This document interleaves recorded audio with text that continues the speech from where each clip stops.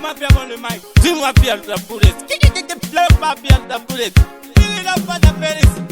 Kana wala kupuma. Bili yanguwa. Yangwari. Kuwa ilotika wango wakala kupuma te kuromba. Tapia ma bien on le mic. Ichika chako chesia. Chawabudira. Pikita. Weteje wanusima musoti. Malama wangu ishi jine njoti. Ichika chako chesia. Chawabudira. Pikita. Yo! Tapia ma bien on le mic. Dis-moi bien la poulette. Pleure pas bien la poulette. Il n'a pas d'affaires. Kana wala kupuma. Bili yanguwa. Yangwari. Kuwa ilotika wango wakala kupuma te kuromba. Tapia ma bien on le mic. Ichika chako chesia. Chawabudira. Pikita.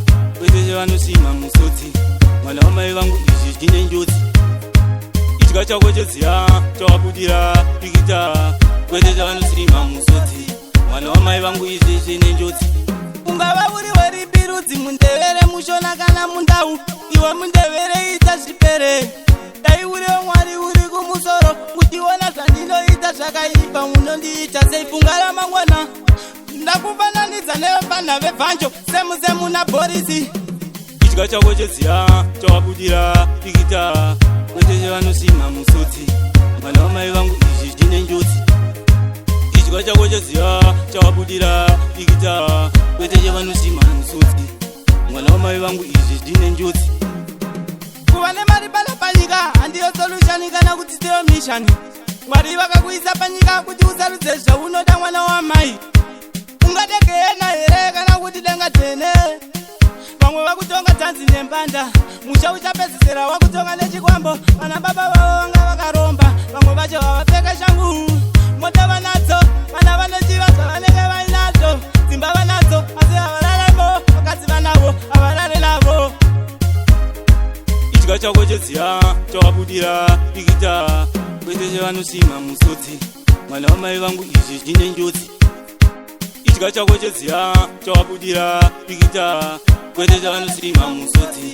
Malama wangu ishi jine njoti. Ungava uri weri birudzi mundevere mushona kana mundau. Iwe mundevere ita zvipere. Dai uri Mwari uri kumusoro. Mutiona zvandinoita zvakaipa munondiita sei fungara mangwana. Ndakufananidza nevafana vebvanjo Semu na Borisi. Ichika chako chesia. Chawabudira. Pikita. Weteje wanusima musoti. Malama wangu ishi jine njoti. Ichika chako chesia. Chawabudira. Pikita. Weteje wanusima musoti. Malama wangu ishi jine njoti. Kuva nemari pala panyika handiyo solution kana kuti ndiyo mission. Mwari vakakuisa panyika kuti usarudze zvaunoda mwana wamai. Ungategena here kana kuti denga tene. Vamwe vakutonga tanzi nembanda. Musha uchapedzisira wakutonga nechikwambo. Vana baba vavo vanga vakaromba. Vamwe vacho havapfeka shangu. Mota vanadzo. Vana vanochiva zvavanenge vainadzo. Dzimba vanadzo asi havararamo.